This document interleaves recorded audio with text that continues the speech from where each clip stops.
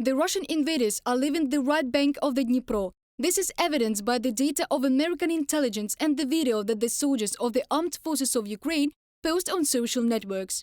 According to the General Staff, the Armed Forces of Ukraine from the remaining Russian troops, and in the office of the President of Ukraine, they believe that it will still be unsafe in Kherson with the departure of the Russians.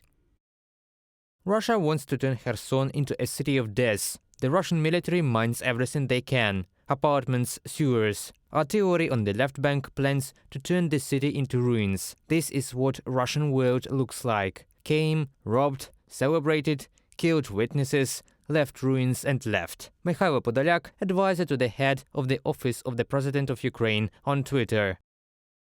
According to military analysts, the Russian occupiers may stay in Kherson and turn it into a kind of fortress. But this option is unlikely because due to the destroyed logistics, the Russian troops in the city will be doomed. One reason why this is possible is a political reason. The retreat from the only captured regional center hits Putin's power very hard. This is how the Russians have reacted to the news of the retreat on social media. It's another conspiracy. The United States have spoken about this as a condition for peace negotiations, and the president can only speak eloquently and take formidable poses, behind which there is nothing. When will we surrender Crimea and Donetsk to Ukraine? Shame on you, and don't tell me after this that there are no corrupt bastards in the government, and don't tell me that it was intended.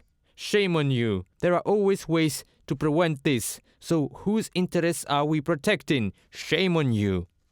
But for the Armed Forces of Ukraine, control over the right bank of the Dnipro is an important victory. Firstly, it completely prevents the threat of the Russians attacking Mykolaiv and Odessa. Secondly, this will allow the Ukrainian defenders to transfer a significant part of the troops to other directions, while the enemy will be forced to leave combat-ready formations on the left bank to protect themselves from a potential forcing of the Dnipro by the Armed Forces of Ukraine. Moreover, the return of control over the Black Sea coast will create new threats for the Russian fleet.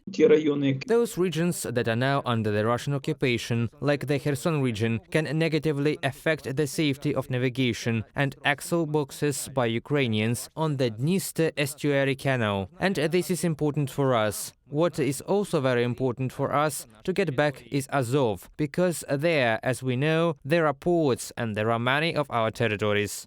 From Kherson, the Ukrainian artillery will be able to hit targets in the north of Crimea. It will further complicate the supply of the left bank grouping of Russian troops. Therefore, the Kremlin may use the retreat from Kherson as a pretext to start ceasefire negotiations. Moreover, Moscow will put pressure on both Kyiv and the West. According to experts, Ukraine will negotiate with the Kremlin only on its own terms.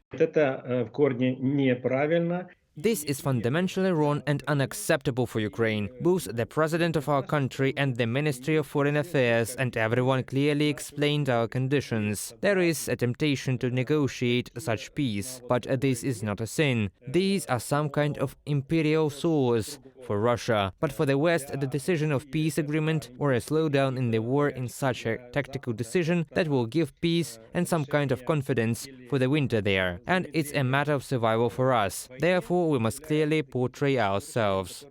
Along with the right bank of the Dnipro, almost half of all territories temporarily occupied since 2014 will be liberated from the Russian invaders. Reported by Diana Kolesnik, Danilo Kobza, UATV News.